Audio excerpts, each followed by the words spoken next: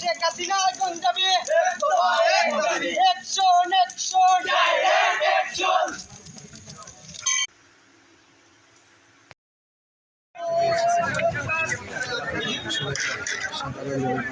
শিক্ষার্থীরা পাশাপাশি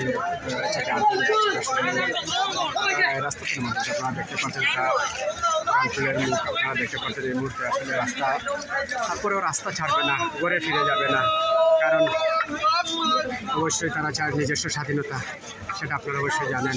প্রতিটা মানুষ প্রতিটা সবাই তার নিজস্ব একটা স্বাধীনতা চায়, আমরাও চাই, তাই রাজপথ কেউ ছাড়ে নাই এখন পর্যন্ত, ছাড়বেও না ইনশাআল্লাহ।